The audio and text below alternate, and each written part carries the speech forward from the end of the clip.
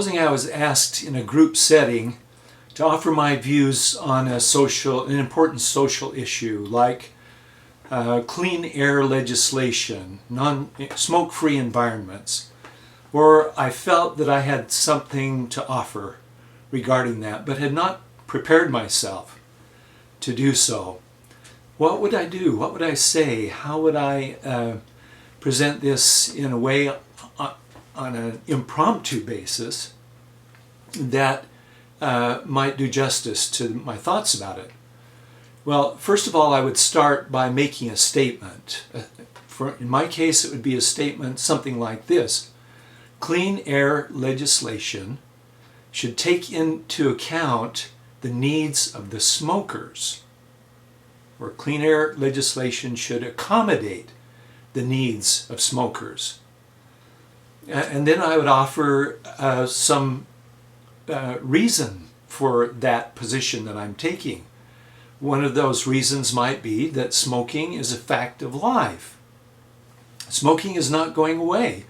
According to a recent survey by the American Heart Association, still a quarter of all adult Americans smoke.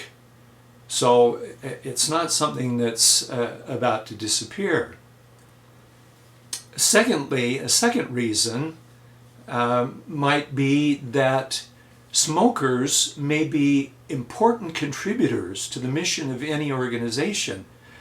I'm thinking about a man whom I know by the name of Ryan Steed, who is an employee of Quest Corporation. He's a lead engineer. He instituted an innovation in the company that saved the company $7 million during the first year following his suggestion and innovation. So smokers are important contributors to the organizations they work for.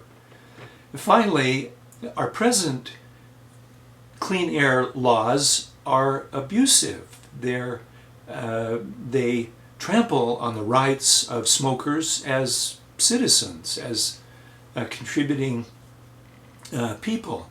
I'm just thinking, for example, of walking down Main Street down State Street in Salt Lake City, past an office building owned by a major corporation, and seeing outside at one of the entrances to the building near a parking lot a dozen of their employees. This was a wintry, cold, snowy, unpleasant day.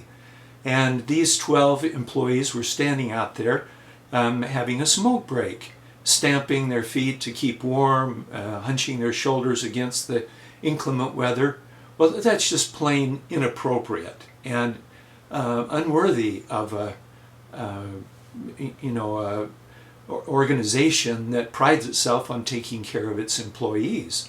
So there are really three reasons. First of all, smoking is not going to go away.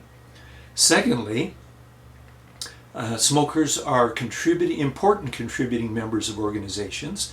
And thirdly, our present approach is inhumane and humiliating.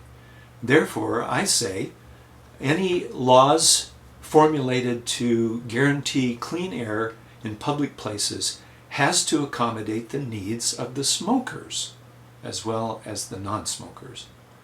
So I might try something like that. I'm making it up on the spot, but it's far better than launching into an explanation of my views with no plan in mind. That's why we call it the PrEP formula. State your point, give a reason or two, fill in with some examples to illustrate the reasons, and restate your point. The PrEP formula.